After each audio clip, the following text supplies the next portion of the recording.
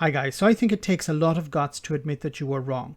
It isn't easy for most people to acknowledge that they made a huge mistake that doesn't just affect them and perhaps their business or their family, but also others in society as a whole. Byline Times spoke to a business owner in Manchester who voted for Brexit. He said that if he could go back in time, he would have voted Remain and not to leave.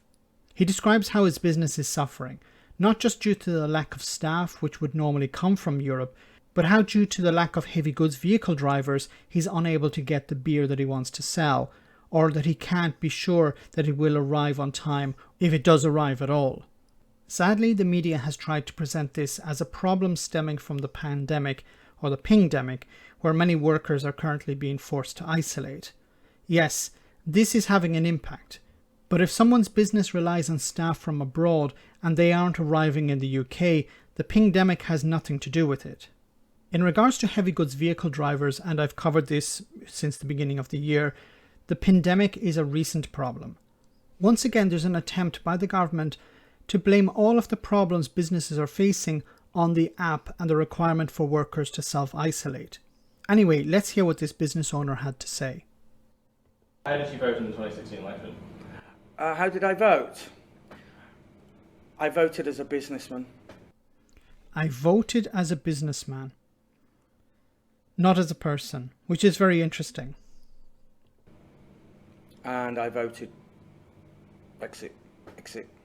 You know, if I go back again now and it was me as a person, I would say no. I would say remain in Europe. Now, I'm struggling to understand this. He said if he could go back as a person, he would vote to remain. But as a business owner, he voted to leave. The problem with that is that he's going to now describe the problems he's facing as a business owner, not as an individual. And now it's hitting my business. We can't get the staff. We can't get minimum wage staff. We just can't. You know, we've just noticed it this year. Certainly around hospitality, we had a meeting, a discussion about it, and literally there is no enough staff to run. People that were Europeans that could travel freely across Europe now can't come into Britain, and that is a large chunk of hospitality that's now missing, and there aren't people there to fill those vacancies.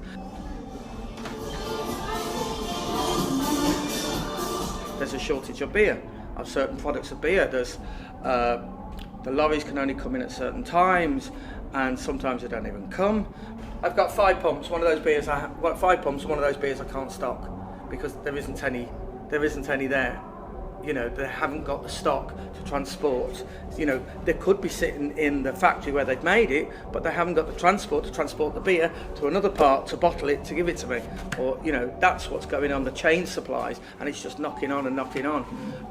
You know, there is huge amounts within our industry that's missing. It's an absolute cock-up.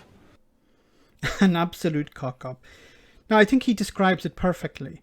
How you have one problem, a lack of heavy goods vehicle drivers, because of new rules that were brought in by Boris Johnson's government, because they wanted to keep racists and xenophobes happy. They wanted a stricter immigration policy. They wanted to end freedom of movement. Remember, freedom of movement was not something that was necessary as an aspect of Brexit. And I've talked about this before. Leaving the single market and the customs union was not a requirement of Brexit. But it happened anyway. And it was applauded, actually, the ending of freedom of movement.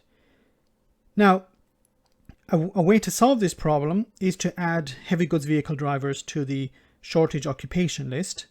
But I don't know if the British government want to do that. It's something they could fix in this, you know, with a stroke of a pen.